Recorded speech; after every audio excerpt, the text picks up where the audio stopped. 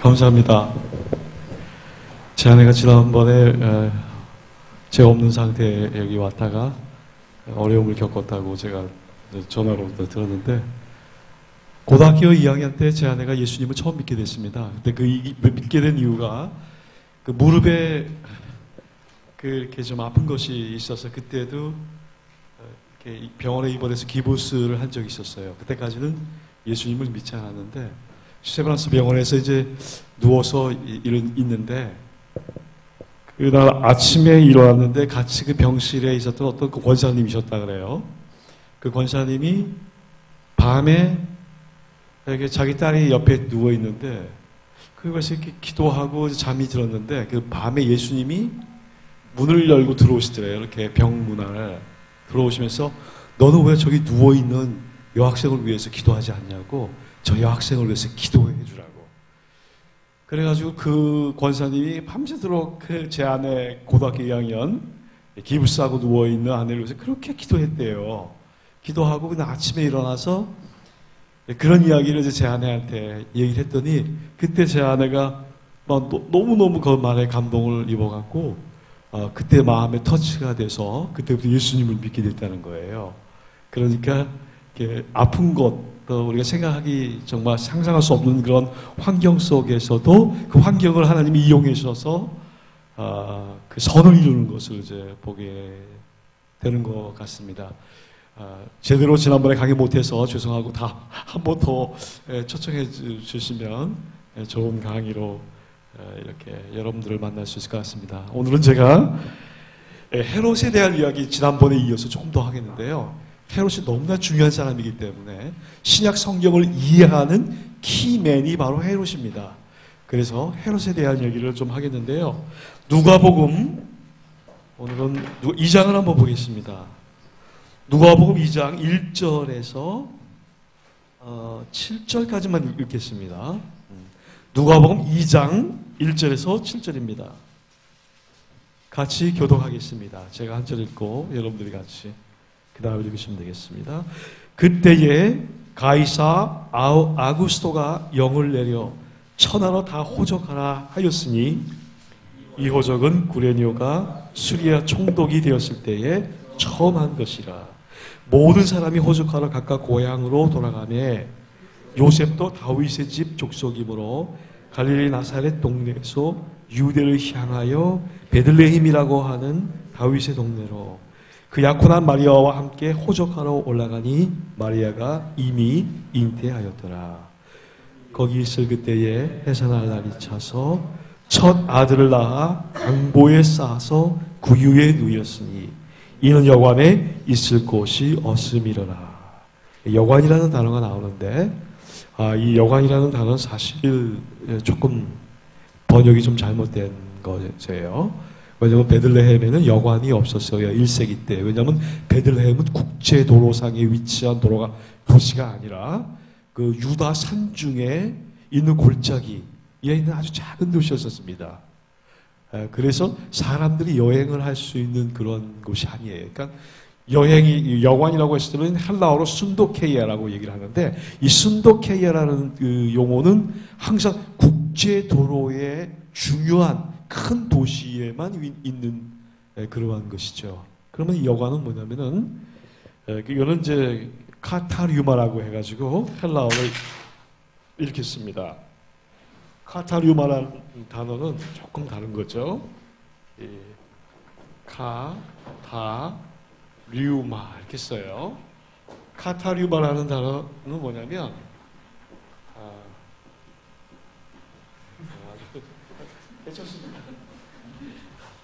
성령 충만해요. 칠판이 뭐 움직이고. 예, 고맙습니다. 우리 집사님 너무 그냥 사랑스러우세요. 그죠? 봉사를 참 잘하시고 봉사의 은사가 있으신 집사님이세요. 오늘 저한테도 커피를 맛있게 타줬습니다. 물을 적절하게 이렇게 맞춰갖고 말이죠. 오늘 제가 정말 제일 좋아하는 그 국수를 먹었는데, 국수도 어쩌면 그렇게 잘 삶았어요. 그래서 정확하게 잘 맞춰서 먹기에 좋은 식감으로, 이렇게 굉장히 정성이 들어가고 생각이 들어가야 돼요. 그래야 그렇게 나오는 거지. 적당히 끓이면 막 풀어지잖아요. 너무 감사하게 잘 먹었습니다, 국수. 이 카타르마라는 것은 이게 여관이 아니에요. 여관이라는 단어는 인이라고 영어로 썼는데 이 인은 국제도로상에만 있는 거고, 이 카타르마라는 것은 이게 한국말로 얘기하면 게스트룸이에요. 게스트룸. 우리말로 말하면 응접실 이렇게 얘기할 수 있어요. 사람을 접대하는 방. 그러니까 1세기 때의 팔레스타인의 가옥 구조를 이해해야만이 이 단어를 알 수 있는 거예요. 이 내용을 알 수 있는 거예요. 그러니까 이거는 뭐냐면 그 당시에 이렇게 사람들이 예루살렘으로 여행을 하잖아요. 언제 여행을 하죠? 예루살렘 여행이 3절기마다 예루살렘 성전에 가서 예배를 드려야 되잖아요. 그래서 예루살렘이 팔레스타인의 가장 센터에 위치하고 있어요. 북쪽 갈릴리에서 올 때의 3일길, 남쪽에 이 네게브 사막 쪽에 부엘세바 쪽에서 올라오는 것은 한 3일길. 그리고 또 이게 이렇게 산으로 구성되어 있기 때문에 텔라비브 쪽에서 올라오는 것도 한 3일길. 그렇게 걸쳐서 한 3일길이면은 예루살렘 중심에 도달할 수 있는 거예요. 성전을 향하여 올라가는 노래 얘기했을 때 그 시편에 나오는 그 후반부에 나오는 그 성전에 올라가는 그 노래를 집약해 놓은 시편이 따로 있잖아요, 여러분들. 그게 뭐냐면 3절기 때에 예루살렘 성전을 향하여 가면서 불렀던 노래예요. 그래서 이 카타르마라는 것은 그 집에, 친척 집에 방문했을 때에 그 방문한 객들에게 이렇게 오픈해주는 공간이 바로 이 카타르마예요. 그런데 베들레헴의 구조, 고고학적으로 보면은 이 산악지대에 구성되어 있는데 거기에는요, 이 구성하고 있는 암석 자체가 연색회암이 있고 강석회암이 있고 또 여러 가지 암석들이 있는데 이스라엘은 이렇게 이제 분필 토양이라 그래가지고 분필 아시죠, 여러분? 옛날에 칠판에 이게 돌인데요. 가서 손으로 딱 뜯으면 이게 돌이 뜯어져요. 그런 거 우리 한국에는 없는 것 같아요. 돌인데 가서 손으로 갖다 딱 뜯으면 돌이 뜯어져요. 그건 이제 아주 소프트한 연석회암 중에 하나인데 그걸 원료로 해가지고 분필을 만드는 거예요. 아셨죠? 그러니까 이제 베들레헴 쪽에 가보면은 집들이 산 밑에 이렇게 집을 짓는, 이렇게 산에 집을 짓는데 집집마다 다 그 당시에는 양들을 키웠어요. 염소들 키우고. 그게 부업으로 그렇게 했단 말이에요. 왜냐면 그 이 민둥산에는 여기도 산이 있잖아요. 이 산은 굉장히 풀이 많아요. 이 정도면은 소를 키울 수 있는데 이스라엘의 산들은 이런 산이 아니라 아주 작은 풀이 나는, 한 5cm에서 한 10cm 정도밖에 풀이 나지 않아요. 그러니까 그런 것을 먹고 양과 염소들이 이제 자라난단 말이에요. 소는 자랄 수가 없어요. 이 유다 쪽에서, 이 유다 지방 쪽에서는. 그리고 그 지형 자체가 그 산 밑에마다 집집마다 이렇게 좀 공간이 이렇게 양을 키울 수 있는 그런 공간이 이제 있어서 이렇게 돼 있습니다. 이렇게 돼서 여기다가 집을 져요. 네모반듯하게 집을 짓죠. 집을 지면은 요 밑에다가 이렇게 이제 구멍 같은 걸 파요. 그리고 구멍 같은 걸 파고 요 밑에다가 이제 염소하고 양을 가두는 거예요.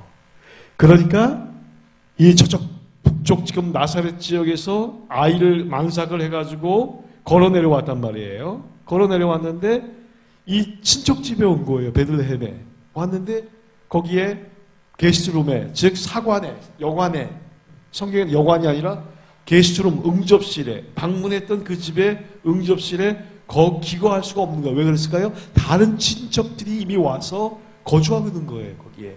그래서 그 밑에 있는 동굴 속에 이렇게 마련해가지고, 동굴에 해봐야 뭐 여기서 한번 저 정도, 한 3m, 4m 정도밖에 안 돼요. 거기에 이렇게 가다 놓고 문으로 막아놓고 거기서 이제 키운단 말이에요. 거기에서 이제 거할 곳이 없으니까 그 밑에 있는 동굴에 가서 기거하게 되는 거예요. 그래서 거기에서 예수님이 탄생하게 되는 거죠. 동굴 탄생이에요. 여관 탄생이 아니라. 그래서 그 부분은 이제 그 신학적으로나 어원적으로 이렇게 잘 발전하지 못했던 중세시대 때에 게스트룸이 아닌 인으로, 여관으로 번역하는 바람에 그때부터 예수님이 여관에 탄생됐다라는 그런 얘기가 이제 오게 됐는데 여관이 아닙니다. 게스트룸이에요. 즉 그 응접실에 집에 있는 곳에서 탄생한 거예요. 그 부분을 바로 잡고요. 자, 그 다음에 한 번만 더 보겠어요. 누가복음 3장 보겠습니다. 누가복음 3장 1절 그래서 2절까지 제가 읽어드리겠습니다. 디베리오 황제가 통치한 지 15해 본디오 빌라도가 유대인 총독으로 헤롯이 갈릴리의 분봉왕으로 그 동생 빌립이 이두레와 드라니고 지방의 분봉왕으로 루사니아가 아빌레네의 분봉왕으로 안나스와 가야바가 대제사장으로 있을 때에 하나님의 말씀이 빈들에서 사가랴의 아들 요한에게 임한지라. 세례 요한이 활동하는 그 시대의 역사적인 배경을 정치적인 그 정치가들에 대한 어떤 중요한 그 사건들을 누가가 명기하고 있는 걸 볼 수 있어요. 이 다른 복음서하고 조금 다른 부분이 누가는 항상 굉장히 역사적인 어떤 그 지식을 가지고 있는 사람이었던 것 같아요. 그래서 특별히 그 로마 황제에 대한 이름도 나오고 본디오 빌라도, 그 다음에 여기에 나오는 유대야 총독으로 됐을 때 헤롯이 갈릴리의 분봉왕으로, 여기서 말하는 헤롯은 누구냐면 헤롯 안티바스입니다. 헤롯 안티바스. 헤롯 안티바스가 누구예요?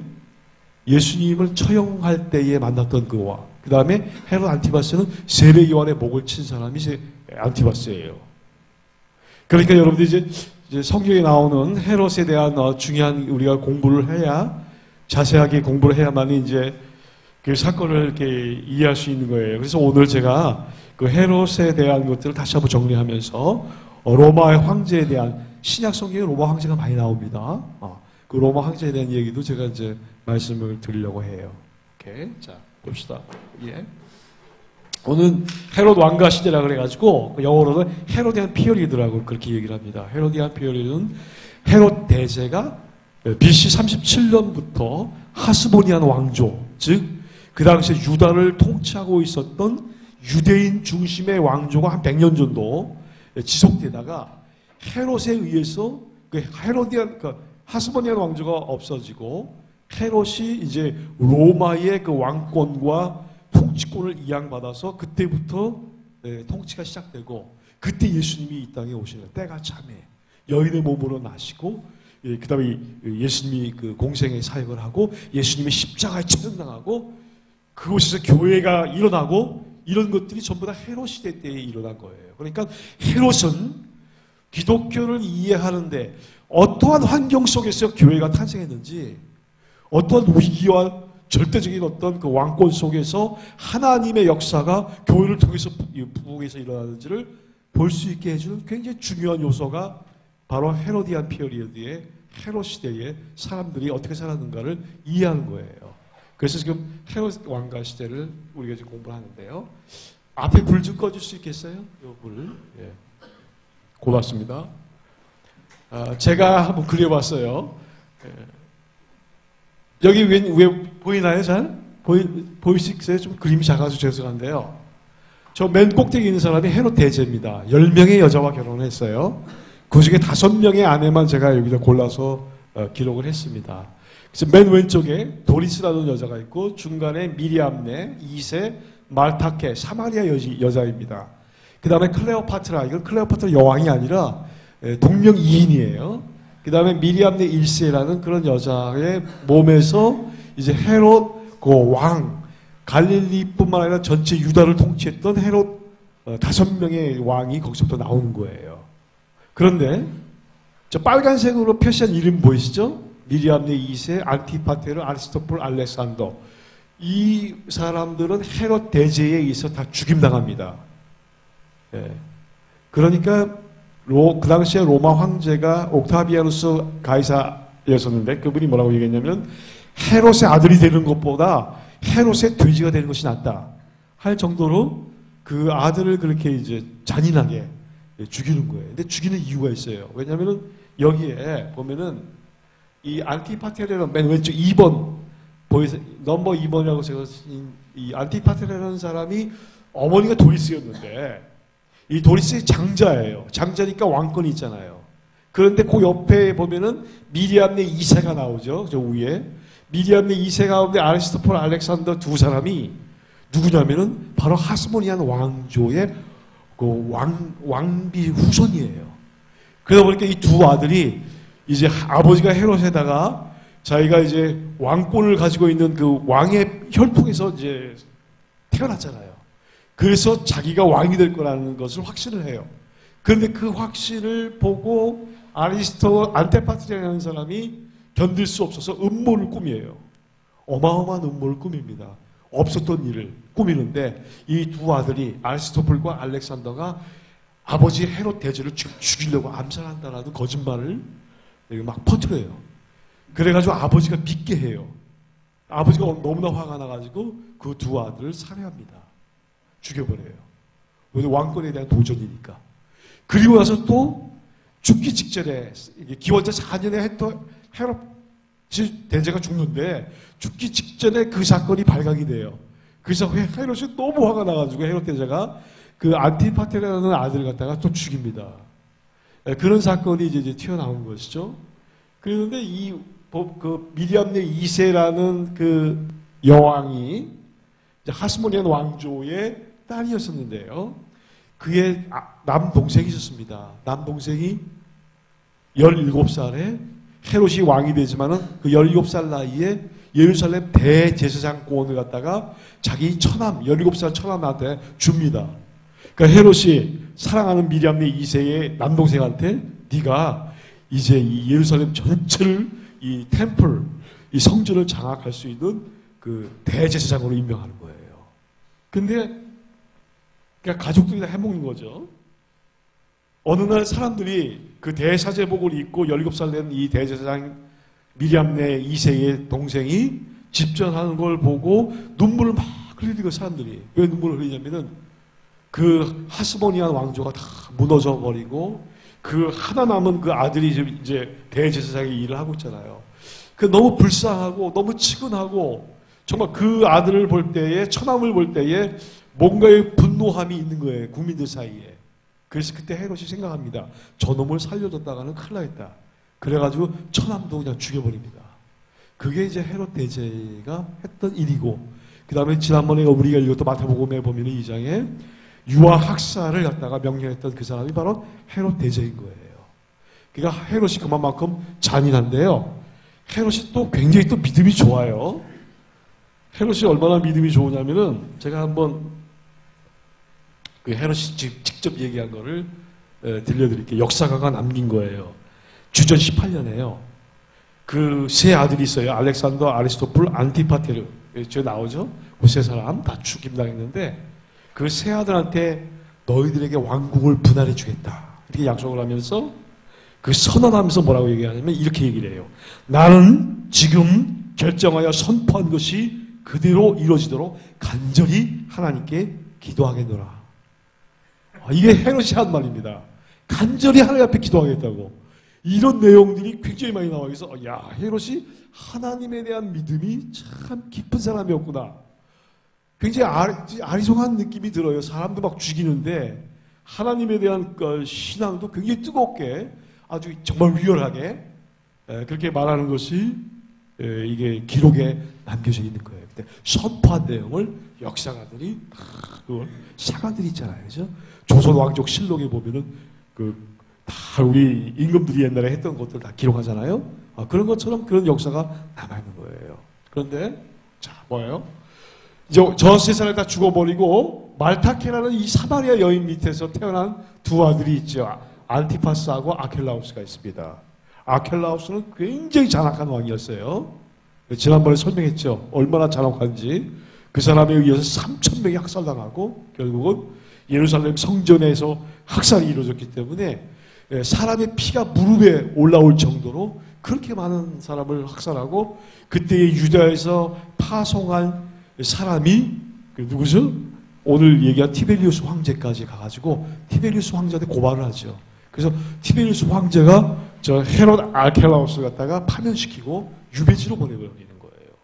그런 사건이 기원 후 6년에 그런 일이 일어나게 됩니다. 그리고 그 이후에 오늘 우리가 누가복음에 읽어보니까 뭐가 나오죠? 누가 나오죠? 거기에 빌라도가 유대 총독으로 티베리우스 황제가 통치한 지 15년 때에 그때에 빌라도가 부임해 오는 거예요. 그 빌라도가 와서 아켈라우스의 그 통치했던 유다 지역을 대리 통치하는 그러한 곳으로 와서 이제 그 흉흉한 민심을 사로잡고 로마가 다시 한번 이 유다 지역을 통치한다는 것을 이제 보여주는 거예요. 그런 사건으로 본디오 빌라도가 오게 됩니다. 그리고 여러분이 잘 알다시피 이 또 하나의 가장 오른쪽에 있는 미리암네 1세의 아들이 헤롯 빌립 1세입니다. 그러니까 빌립 2세는 저 북방을 통치했던 사람이고 빌립 1세는 왕권을 갖지 못해요. 근데 그 아들하고 누구하고 간통관계 결혼을 하냐면은 헤로디아 여기 나오죠? 여기 이렇게 보면은 여기 헤로디아 나와 3번 헤로디아하고 원래 결혼을 했는데 헤롯 빌립이 이제 빌빌하잖아요. 왕권도 못 잡고. 그래서 이 여자의 마음이 굉장히 별로 이렇게 남편에 대한 신뢰가 다 무너져 버리고 왕권을 못 잡았으니까 그때 이제 헤롯 안티파스가 싹 그냥 가가지고 그 여자를 갖다가 또 취해가지고 결혼을 해버려요. 간통관계가 돼요. 그 사건이 성경에 나오잖아요. 세례 요한이 그 사건에 대해서 네가 형제의 아내를 취한 것이 옳지 못하도다. 세례 요한이 하나님 말씀에 기초해서 선포하잖아요. 그 선포 때문에 세례 요한이 목배임을 당해요. 아시죠? 그 사건. 예. 그래서 그 관계가 이렇게 되는 거예요. 헤로디아가 나오고 그 다음에 아그리파 1세가 누구냐 보면은 그 죽임당한 아리스토불의 아들입니다. 그 아들이 결국은 헤롯 대제의 손자죠. 손자가 나오는데 헤롯 아그리파 1세는 누구냐면 사도행전에 보게 되면은 요한의 형제 야고보를 칼로 죽이는 사람 있잖아요. 그 사람이 헤롯 아그리파 1세예요. 그 다음에 벌레가 물려서 죽임당한 사람 사도행전 12장인가 나오죠. 그러니까 가이사라 궁전에서 가이사라라는 것은 지중해변에 있었던 도시입니다. 그러니까 신약성 시대에 가장 중요한 두 도시가 있는데 예루살렘하고 가이사라예요. 가이사라는 어마어마하게 헤롯 대제가 큰 정말 그 도시를 거기다가 이제 세웠습니다. 세웠는데 자기 할아버지가 세운 그 도시에서 그 광장에서 연설을 하다가 벌레에 물려서 죽었던 그 헤롯이 바로 헤롯 아그리파 1세예요. 결국은 요한의 형제 야고보를 칼로 학살하고 나서 그 다음에 그런 사건, 그게 벌레에 물려서 죽게 됩니다. 그러니까 하나님의 심판을 당한 거죠. 이게 아그리파 1세고, 아그리파 2세는 누구냐면은 그 뒤에 이제 아버지가 죽은 이후에 그 아들이 다시 왕권을 또 가져요. 그러니까 헤롯 아그리파 2세 때에 다 이제 예루살렘 정전이 다 무너지고 73년까지 왕권을 유지하고 이제 사라집니다.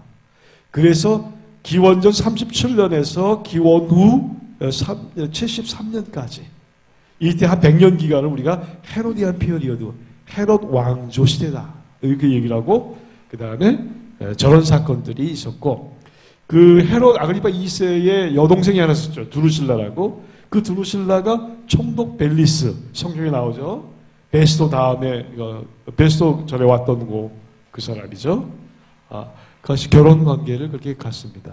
이것이 이제 그 헤롯 왕가에 대한 이런 저희가 되겠어요. 그다음에 이 성경에는 또 그 로마 황제가 많이 나오는데 오늘 우리가 누가복음 2장 1절을 읽었잖아요. 가이사 아우구스투스 성경에는 아우구스라고 나오죠. 예, 아구스토라고 나오는데, 아구스토. 원래 아우구스투스, 어거스틴이 여기에서 나온 말이죠. 어거스틴, 아우구스투스. 근데 원래 이 사람의 이름은 옥타비아누스예요. 그러니까 줄리어스 시저의 조카면서 양아들이죠. 줄리어스 시저하고 헤롯 대제의 아버지하고 굉장히 친분 관계가 있었습니다. 그러니까 줄리어스 시저가 그러니까 어떻게 보면 로마 황제가 나오기 직전까지의 가장 강력한 군주로서의 그 로마를 통치하죠. 그러니까 황제가 되지 못하고 초대 황제는 아우구스투스.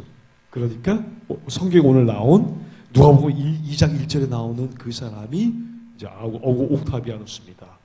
그의 그 헤롯의 아버지가 저 옥타비아누스의 그 양아버지였던 그 사람을 도와서 굉장한 어떤 전술을 많이 펼칩니다. 많이 도와줬어요.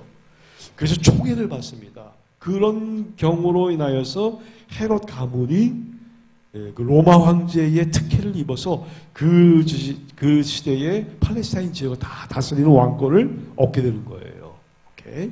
그리고 그것이 이제 여기 기원전 27년에서 14년까지가 옥타비아누스 누가복음 2장 1절에 나오는 황제가 나오고, 그 다음에 두 번째는 마가복음 12장 17절에 나오는 티베리우스, 오늘 누가복음 3장에도 나오죠. 디베리오, 그렇죠?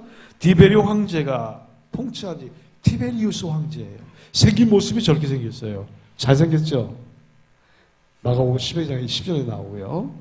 그 다음에 이제 거기 동전을 이제 보이라고 했을 때, 로마 동전을 이렇게 보이라고, 너 화상에 누가 기록되어 있냐고 로마 황제라고 했을 때 그 황제가 와서 저 티베리우스 황제가 됩니다.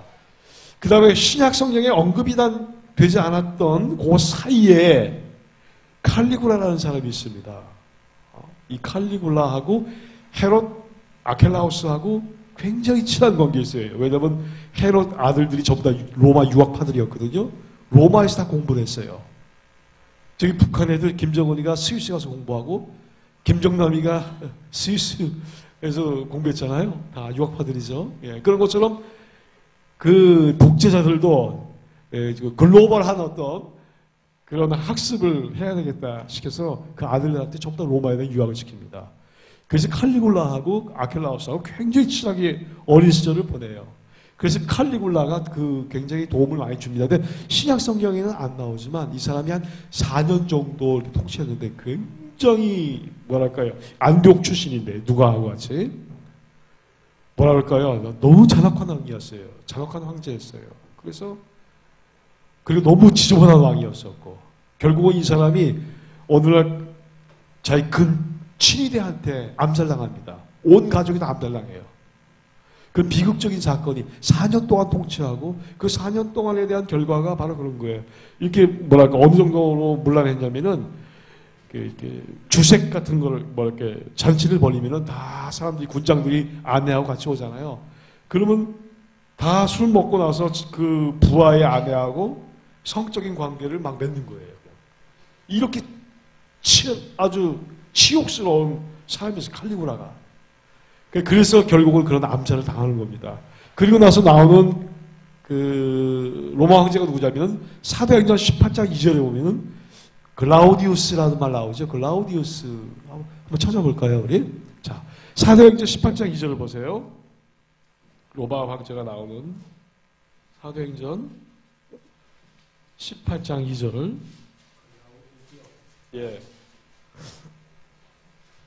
다 같이 한번 읽겠습니다. 18장 2절 시작.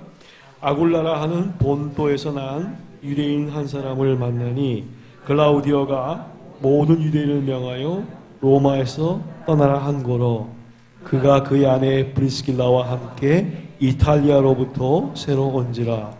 바울이 그들에게 가매. 거기까지 보겠습니다. 이 브리스길라와 아굴라라는 이 사람은 원래 유대인이었었는데 로마에 살고 있었어요. 그때 로마 제국의 황제가 클라우디우스였습니다. 그때 그 당시에 로마 제국에는 로마라는 도시에는 100만 명의 인구가 살았는데 그 100만 명이니까 엄청나게 큰 거예요, 옛날에.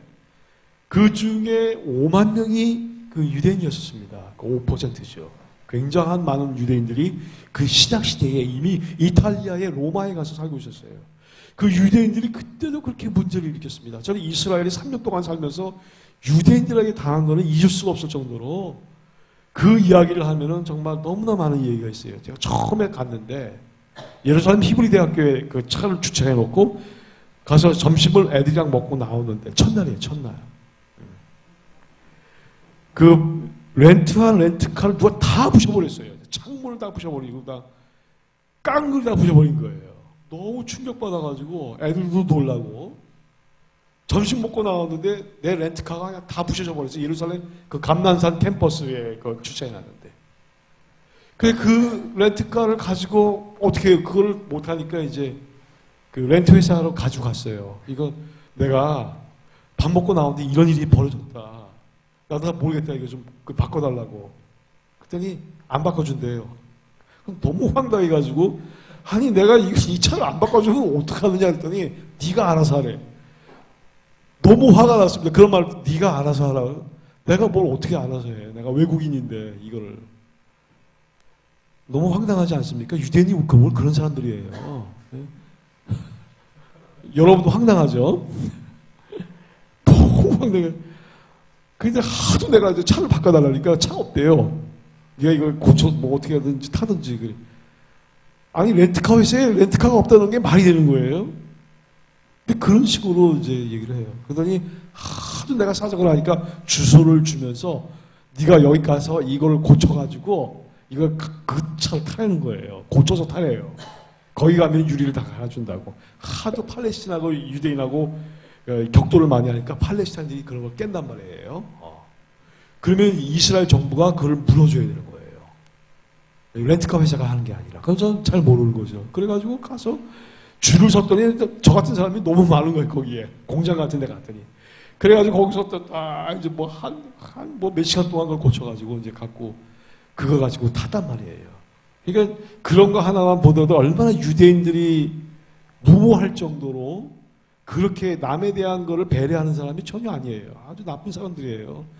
유대인들을 갖다가 환상적으로 그런 유대인들 속에서 한 3년을 보내면서 정말 저도 얼마나 인격이 처참해졌는데 정말 싸우지 않으면 견딜 수 없는 다 됐네요.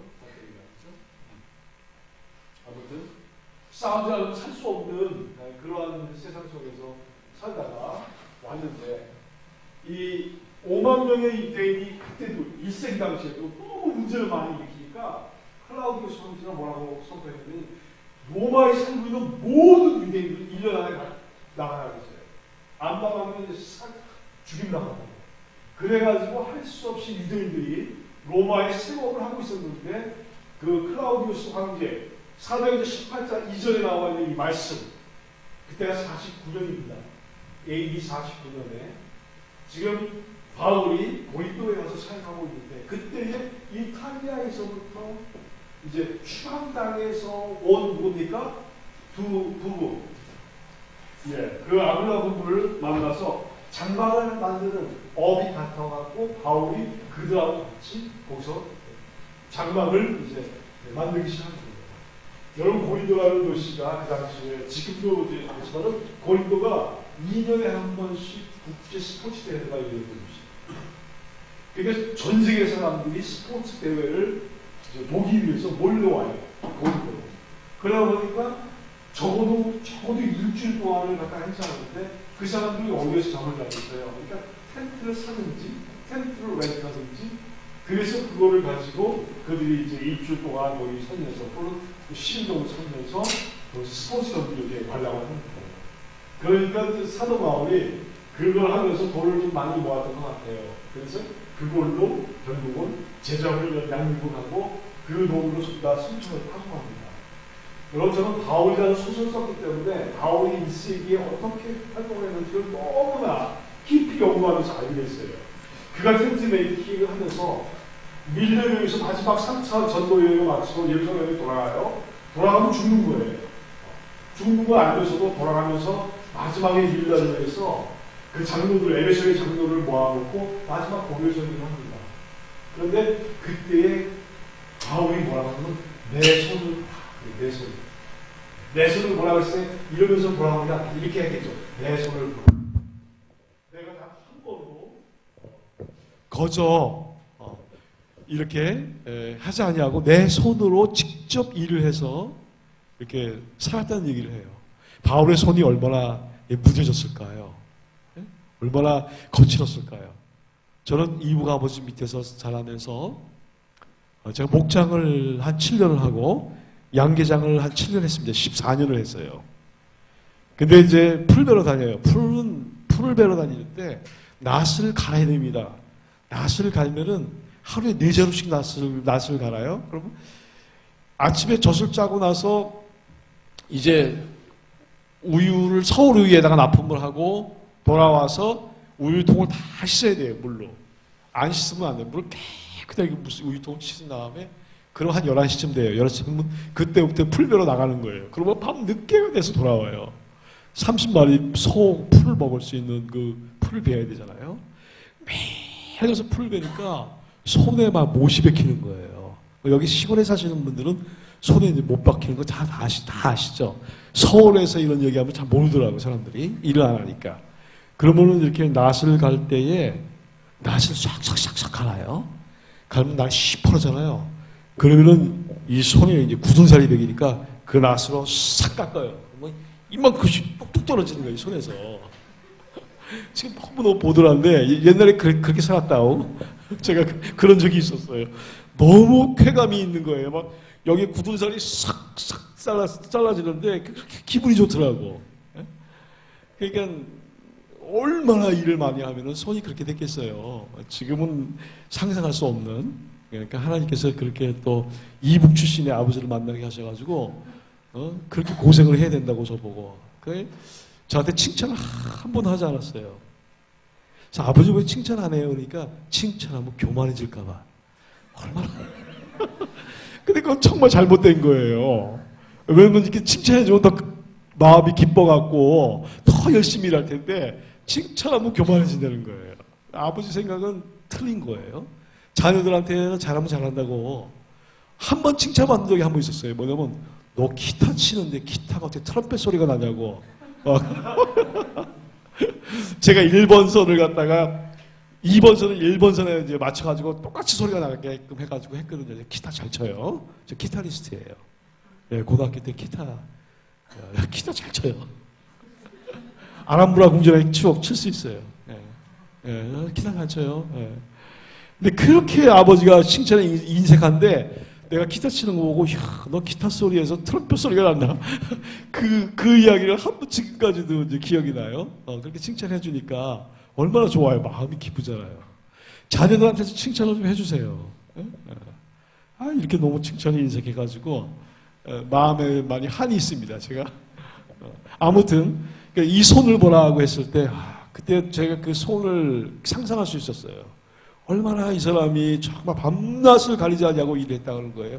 그 가죽을 벗겨가지고 손으로 다 비벼가지고 실을 만들어 텐트를 만들었잖아요. 바울이 그렇게 살았던 사람이에요. 너무 위대한 사람이에요. 너무나 훌륭한 사람이고 바울과 같은 종들이 한반도에서 많이 쏟아져 나와야 돼요. 그래야 되지 않겠습니까? 한반도 남북으로 갈려지고 제가 지금 나가서 있는데 김정남이 암살당하고 너무 깜짝 놀라가지고 국제대회하고 있는데 김정남이 암살당한 거예요. 우리 그 외국 사람들끼리 다 놀래가지고 이런 저 비극적인 일들이 아직까지 우리나라의 모습이지 않습니까? 외국에서 본 한국 어떨까요? 여러분 한반도에 사니까 잘 모르잖아요. 외국에서 보는 한국이 어떨까? 그게 객관적으로 볼 수 있는 거죠. 그러니까 아무튼 성경에 이제 그 다음에 중요한 인물이 또 누구냐면 가이사 네로입니다. 사도행전 25장에 나오는 사람이에요. 네로가 성경에 나온 거 잘 몰랐죠? 성경에는 가이사라고만 나오는데 내가 가이사에게 가서 상소하리라 바울이 그렇게 얘기했죠. 그때 가이사가 누구냐면 네로였어요. 그래서 네로는 68년에 자살합니다. 그러니까 사도 바울이 죽는 해가 67년이에요. 그러니까 베드로가 죽는 해가 순교당하는 해가 68년입니다. 그러니까 베드로는 네로에 의해서 이제 순교당하고 그때 6월 19일 날, 그러니까 6월 29일 날에 네로가 자살해요. 이런 사건이 나오는데 사도 바울의 모든 행적은 이 클라우디우스 황제하고 네로 황제 때 그때에 일어납니다. 그러니까 여러분들이 사도행전을 읽을 때 이 두 황제의 치하 때에 이 사도 바울이 활동을 하고 있구나라는 것을 기억하면 참 좋겠어요. 그 다음에 이 오른쪽에 이 빨간 글씨가 아니라 파란 글씨로 쓴 거는 성경에 나오진 않지만은 유다 역사에 나오는 그 굉장히 중요한 황제들입니다. 그래서 저 위쪽에 보면은 베스피아누스라는 사람이 나오는데 69년에서 79년까지 한 10년 동안 로마 황제의 역할을 합니다. 그 아들이 그 안에 티투스예요. 그러니까 이 두 사람, 베스피아누스하고 티투스가 예루살렘을 치러 옵니다. 그래가지고 67년에 이제 와서 이제 전쟁을 하는 거예요. 예루살렘을 다 둘러싸고 성경에 나오죠. 예루살렘 성이 둘러싸질 거라고, 돌 위에 돌 하나도 남지 않겠다고. 네, 그런 성경이 나오잖아요. 그때에 두 사람이 와서 이제 예루살렘을 치는데, 그때에 그 아버지 베스피아누스가 69년에, 그러니까 성전이 아직 무너지기 1년 전에 로마 원로원으로부터 로마 황제의 임명을 받습니다. 그 전쟁 도중에 돌아가요. 아들에게 맡기고. 그래서 이 사람이 로마 황제가 됩니다. 그리고 아들 티투스가 70년에 예루살렘 성을 무너뜨리는 거예요. 그렇게 됩니다. 그러니까 굉장히 어떻게 보면은 비운의 유대 역사의 그런 인물이죠. 생긴 모습 보세요. 굉장히 다미네이트하게 생겼죠. 그 다음에 도미시안 황제 과래 80에 96년, 이 사람은 누구냐면은 사도 요한을 밤모섬에 가다 놓은 사람이에요. 저 사람 때문에 요한계시록이 나왔어요. 사실은 너무 감사하죠. 그 밤모섬에 안 갔으면 요한계시록이 안 써졌을 거예요. 그죠? 그러니까 굉장히 치욕적인 역사 속에서도 하나님은 일을 하세요. 하나님의 계획이 성취되는 거예요. 여러분의 인생 속에 너무 황당한 일이 이루어졌다라고 낙심할 필요는 없어요. 왜냐하면 그 속에서도 하나님의 계획을 이룰 수가 있는 거예요. 제가 선교사가 안 됐으면 이거 못 그렸을 거예요. 정말이에요. 제가 미국 유학하고 제 친구들처럼 막 한국에 교수로 오고 큰 대형 교회에 목회자로 가고 저희 아버지가 저에게 물려주려고 했던 교회를 물려받았으면 지금 한기총 총회장 아들이 와서 목회하고 있는데 저희 아버님 교회 소 30마리 다 팔아가지고 세운 교회예요. 아세요? 제가 어렸을 때부터 14년 동안 일해가지고 그 일한 돈으로 소판 돈으로 세운 교회. 거기서 20년 동안 아버지가 목회하고 교회를 크게 세웠는데 그걸 아들한테 물려주려고 했어요. 아버지가 피 땀 흘려서 한 거니까. 그런데 기도하는데 하나님이 저한테 선교사로 가야 된다 그래서 순종했어요. 종이니까.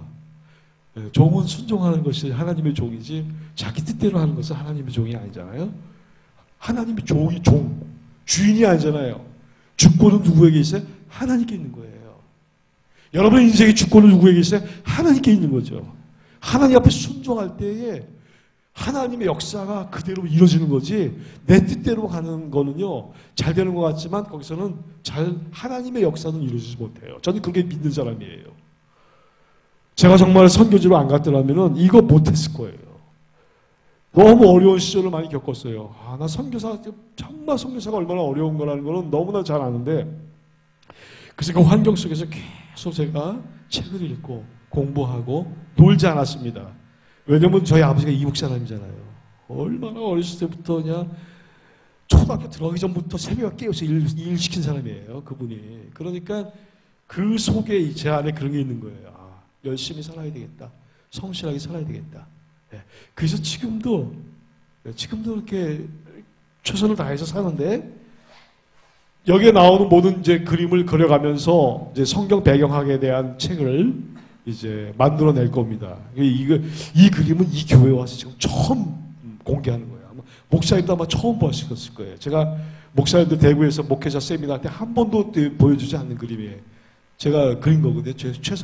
최근에 다. 그래서 그렇게 되고 이제 마지막에 여기 하드리아누스 봅시다. 이 사람이 135년에 제2차 예루살렘 항쟁, 대로마 항쟁이 일어납니다. 유대인들이 이대로 살 수 없다. 그래가지고 다시 이제 대로마 황제를 일으켰는데 그때 하드리아누스 황제가 와가지고 다시 한번 초토화시켜요. 그래서 그때 100만 명의 유대인들이 학살당합니다. 그런 비운의 역사가 유대 역사 속에 스며 있는 거예요.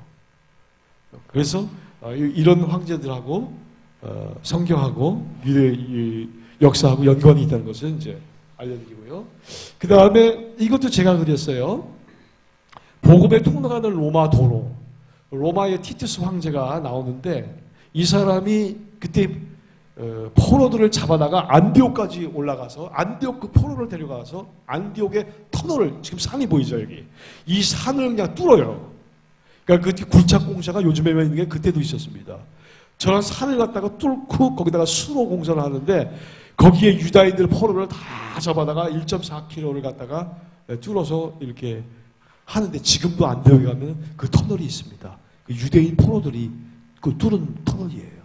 그러니까 그런 일들을 이제 하게 되는데 자 보세요. 로마의 어마어마한 이 도시 도로 시스템이 이렇게 되어 있었는데요. 이 도로를 만드는데 이게 잘 안 비춰져서 미안한데요. 이 도로를 보게 되면은 여기서부터 여기가 1m입니다. 두께가 1m인데 그냥 까는 게 아니라 폭은 5.5에서 6m 정도 사이에요. 이 정도 되겠죠. 5.5에서 6m. 그러면서 밑에다가는 전부 다 그 바닥을 다 다지고 그 다음에 거기에다가 모래를 깔아요. 모래를 깐다는 것은 물을 흡수하는 거죠. 그 다음에 그 위에다가 또 이제 석회를 섞은 판재석을 쫙 깔고 그 위에다가 또 석회 섞인 돌멩이를 또 깔고 그 위에다가 이제 두꺼운 판재를 갖다가 이렇게 깝니다. 그래가지고 그 도로를 갖다가 그 시스템화 시켜가지고 어마어마한 도로를 갖다가 로마가 만들어내요. 결국은 이 도로는 이 초대교회의 제자들이 복음을 이렇게 진수시키는 아주 굉장히 귀한 도구로 사용합니다. 왜냐하면 이런 산길을 걸어가는 것보다 저렇게 판판한 길을 걸어가는 것이 참 좋잖아요. 그래서 이 로마가 저런 도로를 만들어냈다는 거. 그러면 대단한 어떤 국가라는 걸 알 수가 있죠. 그래서 사도행전에 보게 되면은 사도 바울이 나폴리에서 이제 하역을 하고 거기서 7일 동안 유대인들하고 지냅니다. 그때가 6월절 기간이거든요. 자세히 보게 되면은 6월절 기간에 그래서 7일 동안 왜 나폴리에서 그 부디오리아가 나와요. 부디오리에서 지냈을까? 거기 이제 교인들이 있었습니다. 7일 동안 있었던 건 아마 6월절 행사를 거기서 하지 않았을까라는 생각이 돼요. 왜냐하면 그 시기적으로 6월절하고 아주 맞아 들어가는 시기거든요. 그때가. 왜냐하면 로마는 그 당시에 지중해에 배가 다니지 못하게 만들었어요. 겨울철에는. 왜냐하면 너무 전복사고가 많이 나니까. 여러분 보면은 뭐 보물선 아시죠? 보물선이 뭐예요? 뭐 싣고 가다가 풍랑 맞아가지고 이제 가라앉은 배가 보물선이잖아요. 그런 일들이 너무나 많으니까 결국은 로마 제국이 지중해 변에 다녔던 그거는 모든 배는 곡물선을 제외하고는 전부 다 중지시켰어요. 그러니까 바울이 이렇게 포로로 잡혀갈 때는 곡물선을 타고 가요. 알렉산드리아에서 곡물을 싣고 이렇게 쭉 돌아서 이렇게 가는 거예요. 그렇게 가는데 그 당시에 11월 달부터 12월, 1월, 2월까지 그때까지는 전면 중지예요. 못 가요. 그러니까 곡물선도 가다가 풍랑 좌초를 당하잖아요. 성경에 보면은. 그래서 이제 멜리데 섬에 가서 말타 섬이죠. 거기에서 이제 3개월을 지내고 2월 말쯤에 그것이 풀려요. 그 이후에는 이제 배가 다닐 수 있어요. 그래서 그 배를 타고 6월절 경에 이제 글로 올라오는 거예요. 그리고 나서 7일을 거기서 보내고 6일 동안 걸어 올라가요. 로마까지. 그때는 배를 타고 가는 게 아니라 성경에 나오죠.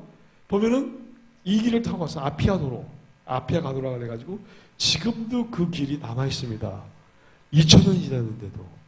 그러니까 얼마나 그렇게 단단하게 도로를 만들었으면 2000년이 지나도 끝도 없을 정도로 그렇게 도로가 로마가 그렇게 만들어내는 거예요. 포장도로를 저렇게 만들어내요. 그 다음에 이제 우리 헤롯에 대해서 지금 배우고 있는데 두 번째 성경에 보게 되면은 이제 갈릴리 호수를 중심으로 해서 왼쪽 지역에는 갈릴리 지역이고 이쪽 지역은 드라고니 지역, 오늘 우리가 이제 누가복음에 읽은 지역입니다. 그러면 예수님께서 레위 출신인 그 마태를 부를 때에 세관에서 불렀다고 성경에 나와요. 그 세관이라는 건 뭐냐면은 갈릴리 호수의 위쪽에 보면은 요단강 상편이 상류가 흘러갑니다. 그 요단강 상류를 이쪽하고 이쪽이 이제 경계선으로 나눠지는 거죠. 그러니까 빌립의 지역과 안티파스의 지역이 나눠져요. 그때 그 세관에서 이 사람이 근무하면서 마태가 거기에 이제 있었어요. 그 예수님이 지나가다가 마태를 보고 마태를 갖다가 불러냈죠, 제자로. 그러니까 그건 뭐냐면 바로 저렇게 그 당시에 지역이 저기 두 지역으로 나눠졌다는 것을 이제 설명하는 겁니다. 그러니까 아래 지역은 헤롯, 그 아켈라우스가 다스리고 갈릴리 지역은 안티파스가 다스리고 저 북쪽 지역은 헤롯 빌립이 이제 다스리는 거에서 가이사라 빌립보가 헤롯 빌립이 그 수도가 되는 거죠. 이렇게. 그래서 저 때에 그 돈으로 냈던 것이 랩돈이죠. 이렇게 랩돈 이렇게 보이죠? 이 1세기 때에 사용했던 동전입니다. 그 다음에 이 그림도 제가 그렸는데요. 잘 그렸죠? 네. 잘 그린 거예요. 저 정도면. 누가 가르쳐 주지 않았는데 하나님이 가르쳐 줬어요. 무조건 한다. 전 컨명이에요. 이게 지금 여기 애플 컴퓨터 제가 산지 3달째 되는데 애플 써본 적이 없어요. 한 번도. 이게 굉장히 어려워요. 이게 애플 컴퓨터가 그냥 우리 사용하는 컴퓨터하고 좀 달라야겠죠? 그런 것만 사용하다가 이상한 거 지금 걸려가지고 굉장히 힘들게 하다가 그냥 무조건 해봤는데 나오는 거예요, 저게. 너무 감사하죠? 이렇게 나온 게. 제가 왜 이 그림을 그렸냐면요. 저 꼭대기 보면 올드시티라고 보입니까? 올드시티. 그것이 지금 구 예루살렘. 성경의 스토리가 일어난 모든 지역이 바로 구 올드시티라고 하는 그 지역이에요. 그러니까 예루살렘 그러면 저 올드시티예요. 지금은 이제 저 중심으로 해서 쭉 넓게 이제 퍼져 나갔는데 성경에 나오는 예루살렘은 올드시티인데 저게 이제 평방미터가 1평방킬로미터예요. 1킬로, 1킬로 이런 식으로 됐어요. 그러니까 크기가 어느 정도인지 알겠죠? 그 정도. 그래서 여러분이 예루살렘에 가시면은 한나절 정도 저기 돌면은 다 볼 수 있어요. 그 옛날에 이제 저기 성전에 이제 오른쪽에 보면은 이렇게 네모로 쳐진 데가 보이시죠? 거기가 이제 성전터예요. 그래서 템플 마운틴. 그래서 성전이 있는 성전산이라고 이제 말하는 곳이죠. 바로 여기가 성전산이에요. 그래서 여기 예루살렘에 이제 높이가 해발 744m입니다. 여기다 이제 물을 끌어와야 되는데 왜냐면 도살을 하게 되면 피가 나오잖아요. 그 피는 뭘로 씻어요? 물로 씻어야 되잖아요. 그러면 집집마다 다 지금 양과 염소를 가지고 오는데 부자들도 소까지 갖고 오잖아요. 소를 어떻게 갖고 왔을까? 얼마나 힘들었을까? 저는 그냥 소 키우면서 소가 얼마나 힘들었는지 소가 박차고 나가면요 남의 집 그냥 그 무밭을 다 망가뜨려 놓은 거예요. 참 한번 소가 날뛰면은 걷잡을 수가 없어요.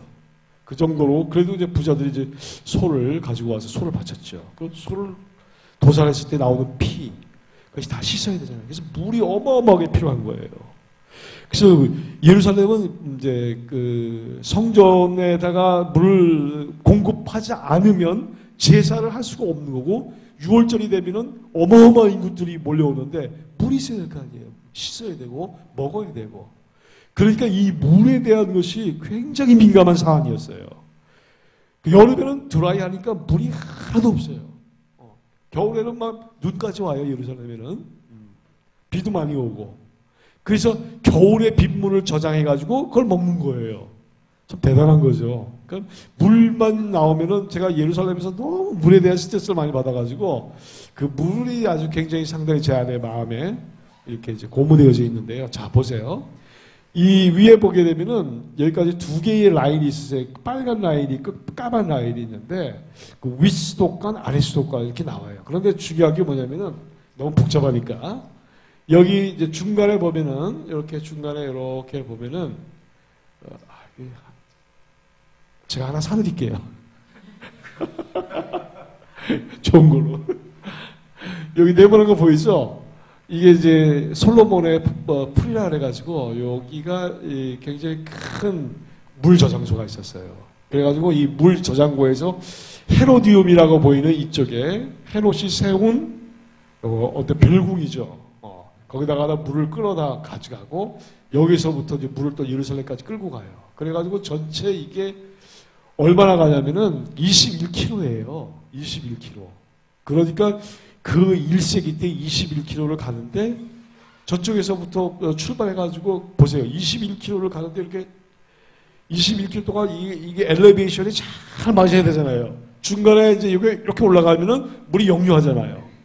그때 공법으로 어떻게 그걸 해가지고 예루살렘에다 물을 댔는지 대단히 놀라워요. 그때는 뭐 기계도 없었고 그렇죠. 그러니까 전부 다 아주 감각에 의지해서 그런 물 공사를 하게 되는 거죠. 이렇게 보게 되면은 저렇게 어떤 이거 보세요. 베들레헴에 있는 사진인데 저게 지금 물 수도관입니다. 그 옛날 사람들이 저 수도관을 만들려면 저게 지금 한 얼마나 될까? 한 20m 될까요? 20m에 여기서부터 저기까지 가는데 저 돌을 갖다가 다 깎아가지고 저렇게 수도관을 만들어야 되는 거예요. 그러니까 얼마나 불편하고 힘들었겠어요, 옛날에. 이게 신약시대예요. 신약시대에 이런 식으로 해서 물을 갖다가 공급을 했구나라고 이해할 필요성이 있습니다. 그 다음에 이거 보게 되면 이제 헤로디움인데요. 예, 헤로디움의 별장이 이게 지금 인공적인 거예요. 이렇게 세워졌었는데 여기에 이제 이렇게 인공산에다가 헤롯이 별장을 만들고 거기에서 헤롯의 석관이 발견되죠. 왜냐면은 자기가 죽을 때 헤로디움에다가 묻어달라고 그랬거든요. 그래서 이제 고고학자가 여기서 발견을 하고 그 다음에 거기 보면 지하물 저장고가 있어요. 지하물 저장고에서 거기서부터 이제 솔로몬의 풀에서 9km 끌어와요. 끌어와가지고 여기다가 이제 물을 갖다가 저장을 해서 이 완공 시스템을 돌리는 거예요. 이거 보면은 자 어떻게 물 공급을 했을까? 9km를 이렇게 갖고 오는데 이 사진은 위에 공중에서 찍은 사진입니다. 분화구 같이 생겼어요. 그래서 여기 보게 되면은 이렇게 산 위에다가 자기 궁전을 이렇게 세웠죠. 그런데 보면은 이 A라는 지역의 산을 허물어 버려요. 허물어 가지고 그 허문 흙을 갖다가 옮겨와요. 일로 옮겨다가 이 인공적인 산을 세워서 여기 그 위에다가 궁전을 세워요. 이것이 이제 유다 광야에서 가까운 베들레헴 아모스 선지자의 고향 드고아야 그 평원에 있는 별장입니다. 별장인데요. 저쪽 뒤에 보면 사해가 보이죠? 보여요? C라고 쓴 사해. A가 있고 B가 있어요. 근데 이제 이것이 무슨 의미냐면은 예수님의 그 말씀 가운데 이 산이 들려서 바다에 던지우라 하여도 던지울 것이요. 그런 말 들어본 적 있죠, 성경에? 이 산이 이제 너희가 기도할 때에 이제 이 산이 들려서 바다에 던지우라. 근데 이 바다라는 말은 히브리어로 얌이라고 얘기를 해요. 이 얌이라는 것은 호수도 얌이고 바다도 얌이에요. 이게 이제 히브리어가 가지고 있는 굉장히 독특한 특징이에요. 물이 모여 있는 곳은 전부 다 얌이에요. 바다든 호수든. 그러니까 이 사해 바다도 얌하멜레크라고 얘기를 해요. 히브리어에 얌하멜레크. 그건 뭐냐면 염해, 소금바다라는 뜻이에요. 그것이 소금바다. 그러니까 그 당시에는 바다라고 했을 때는 갈릴리도 바다가 되는 거예요. 호수인데 저기도 바다고. 그래서 예수님이 말할 때에 이 산이 들려서 즉 이 헤롯 대왕이 살고 있는 저 산 들려서 저 바다 사해에 던지우라 하여도 던져질 것이요. 라고 이제 그렇게 봐야 된다라고 하는 학자들이 있는데 그 말에 제가 동의가 되는 거예요. 왜냐하면 지금까지 우리가 이 산이 들려서 바다라고 던지려도 던지울 것이라고 그렇게 기도를 하겠지만은 그렇게 된 적은 한 번도 없잖아요. 그러니까 이 말은 뭐냐면은 그 당시에 저렇게 폐역부도한 헤롯 왕가가 저질렀던 그런 엄청난 그런 죄악들 그런 것들이 이제 바다에 던지면 무너질 거라는 뜻이겠죠. 그러니까 그걸 문자적으로 해석하기보다는 결국은 헤롯의 저런 그 산에 세운 저런 것이 다 사라질 것이다. 그런 것들을 이제 이렇게 반영하고 있다고 하는 걸 알 수가 있겠죠. 그 부분을 제가 좀 설명하려고 말씀을 드렸습니다. 그리고 이거는 뭐냐면 이제 로마 티베리우스 황제 때에 본디오 빌라도가 이제 부임을 하죠. 이제 AD 26년경입니다. 그래서 저 독수리는 로마를 상징하는 황금 독수리예요. 결국은 이 로마에서부터 예루살렘까지 이 본디오 빌라도를 보내서 거기로 다 이렇게 장악을 하는 그런 일들이 이제 신약 시대에 이렇게 있었습니다. 그리고 저쪽에 있는 동전 위에 보이는 이 이렇게 지팡이가 생긴 동전 나오고 오른쪽으로는 올리브 나무가 나오는데요. 저것이 본디오 빌라도가 오자마자 자기의 이름을 새겨놓고 만든 동전입니다. 그러니까 본디오 빌라도가 주조한 자기 이름이 새겨진 동전이에요. 지금도 나와 있고 그래서 역사적으로 본디오 빌라도가 사실이라는 걸 이제 보여주는 거죠. 그다음에 이거는 이제 본디오 빌라도의 이름이 새겨진 비문입니다. 그리고 그 빌라도의 이름이 새겨진 유다 동전이 출토되었고 그래서 이것이 역사적으로 사실이라는 것을 이제 보여주는 거죠. 빌라도가 정말 역사적으로 존재했다. 왜냐하면 최근에는요 예수님의 어떤 그 사건들을 갖다가 받아들이려고 하지 않은 사람들이 너무 많아요. 신학자들 가운데서. 예수님을 갖다가 그대로 받아들이지 아니하고 이렇게 뭔가 이제 특히 유대인들이 그래요. 이제 예루살렘에서 공부를 했으니까 유대인들은 예수님을 실제적인 인물로 보지 않아요. 가공한 인물, 팩션, 소설에 나오는 사람 이렇게 봐요. 거기에 대한 영향이 독일 신학자들이 영향을 받아요. 그 독일 신학자 가운데도 그런 그룹들이 많이 있습니다. 그래서 하나님의 말씀을 진리대로 보지 아니하고 역사적으로 보지 아니하고 어떤 그 소설적으로 생각하는 그 초대 기독교 공동체가 그 어떤 뭐라 그럴까요? 공동체의 유지를 위해서 가공적인 인물을 갖다가 이렇게 그다음에 그 인물에다가 기적적인 걸 덧입혀가지고 그렇게 만들어냈다라고 얘기하는 사람도 있어요. 다 잘못된 거예요. 그러니까 그런 걸 따라가면 안 돼요. 그러니까 본디오 빌라도가 저 나온 거 뭐냐면 정말 저 사람이 실제적으로 역사적인 인물이었고 저 사람이 예수 그리스도 십자가의 처형 내어주는 그러한 역할을 한 사람이죠. 사실적으로 저기 나옵니다. 그 다음에 로마가 아까 이제 도시 그 도로를 건설했다 그랬는데 로마가 건설한 도로가 40만 킬로예요. 40만 킬로. 40만 킬로면 어느 정도인지 상상이 안 가죠. 근데 돌로 포장한 도로만 8만 500킬로 정도.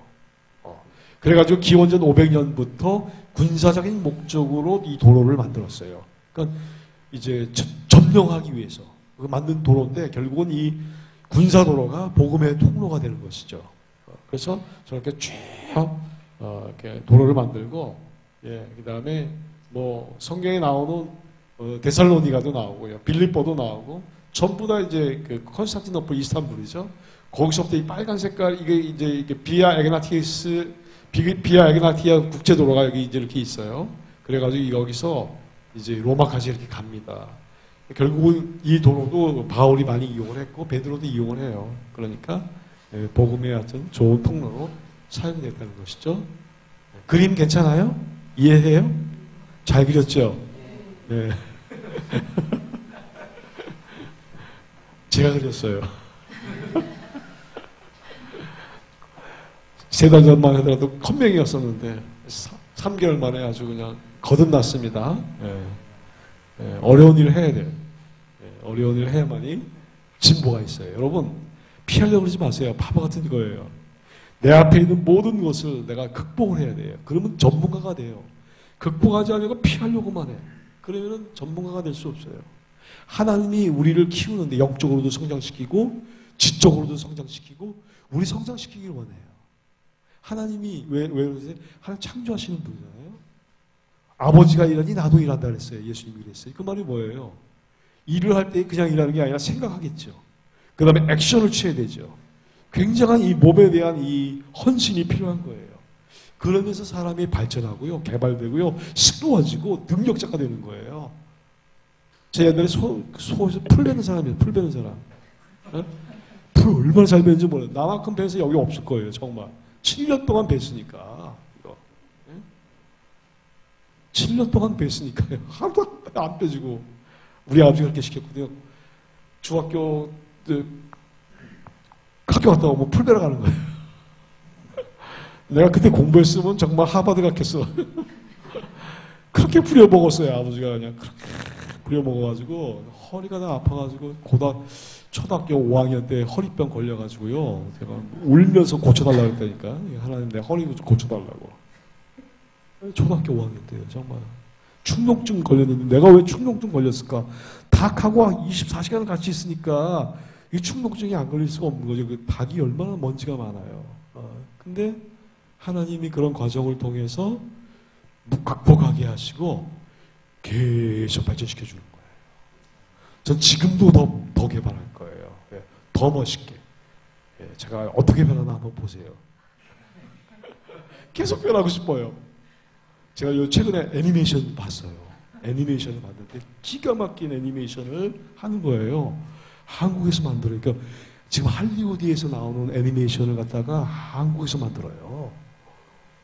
내가 너무 놀랐습니다. 그분을 하나 만났는데 보여주는데 제가 그거 딱 보고 받을 정도로 너무 섬세하게 애니메이션을 만든 거예요. 그 생각이 뭐냐, 이걸 성경을 만들면 어떨까? 성경에 대한 스토리를 애니메이션으로 그렇게 프로페셔널한 사람들이 정말 만들어내면은 기가 막힌 것이 되겠다라고 그런 생각이 들었어요. 예. 그래서 전 돈을 많이 벌어야 돼요. 왜냐면 저 혼자 할 수 없는 거잖아요. 이게 저 전문가들을 기용을 해가지고 같이 해야 되는 거잖아요. 뭐 그런 생각이 막 드는 거예요. 그러니까 우리가 하나님의 나라를 위해서, 하나님의 나라를 이 시대에 옮겨와야 되잖아요. 하나님이 통치하는 세대를 만들어야 되잖아요. 그러니까 여러분의 자녀들도 그렇게 돼야 되고 더 발전해야 되고 더 이렇게 이 시대를 주도하는 사람들이 돼야 되니까 그 조그마한 일을 갖다가 피하지 말게 하고요. 극복하게 만드세요. 극복하게 만들면 거기서 인재들이 나오는 거예요. 오케이, 꼭 그렇게 하시기 바랍니다. 자, 이거 보세요. 얼마나 잘 그렸어요, 그림을. 제가 이렇게 그릴 줄 몰랐거든요, 저도. 다 그릴 수 있어요. 신약시대의 중심도로 나오죠. 그래서 예수님이 어떻게 이제 사역을 하셨는지 이걸 좀 봐야 될 것 같아요. 그래서 1번 보면은 중앙산 지길, 마리아가 수태고지를 받고 저 나사렛에서부터 쭉 내려오죠. 3일 길이에요. 그래서 이 예루살렘에서 바로 옆에 엔케렘이라는 동네가 있는데 이 엔케렘이 세례 요한의 고향입니다, 사실은. 거기에 이제 사가랴와 엘리사벳이 살고 있었죠. 그냥 3개월 정도 머물고 다시 올라가죠, 위로. 그 다음에 또 예수님이 마지막에 걸어오신 길, 사이길이 있어요. 그래서 이 가버나움에서부터 내려오시죠. 이렇게 쭉 내려와가지고 요단강 동편입니다. 동편길로 쭉 오셨다가 여리고로 이제 입성을 하잖아요. 여리고 건너갈 때는 이 요단강을 건너서 여리고를 들렀다가 예루살렘으로 올라오는 거예요. 이 도로가. 그 다음에 또 중요한 도로가 뭐냐면은 3번 해변길, 비아마리스라 그래가지고 이것이 이집트까지 연결되는 길이에요. 가자 지구까지 통과하고 아스글론, 요빠 해가지고 쭉 저쪽에 가이사라 빌립보까지 올라가는 길이 여기 이렇게 있어요. 그 다음에 또 동편에 이쪽에 이제 길이 또 하나 있는데요.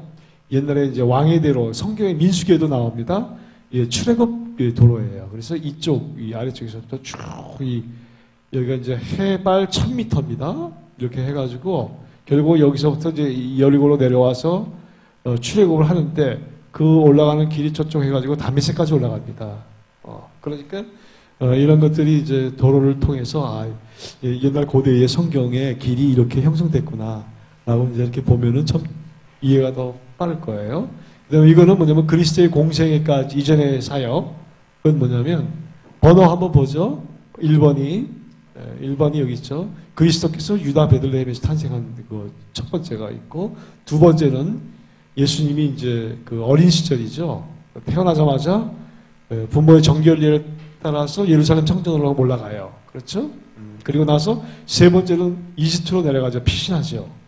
피신했다가 거기에서 이제 좀 지내시다가 헤롯 아켈라우스가 사망한 이후에 이집트에서 다시 나사렛으로 이제 올라가서 나사렛에서 사시고 나사렛에서 12살 때에 예루살렘으로 오시는 그 다음에 갈릴리에서 와서 세례를 받았습니다. 그래서 이것이 이제 요 지도는 예수님이 공생의 30세가 되기 전까지 예수님께서 어떻게 이렇게 이제 활동했는지 그걸 이제 보여주는 이제 이 지도죠. 됐습니다. 끝났습니다. 예. 제가 1시간 안에 다 끝나야 되는데, 너무 길게 해서 죄송합니다. 마지막, 이 사진 그림입니다. 그래서 이 그림을 제가 이제 주고 가니까요, 이제 필요하신 분들은 목사님한테 요청하시면 되겠습니다. 자, 기도하고 마치겠습니다.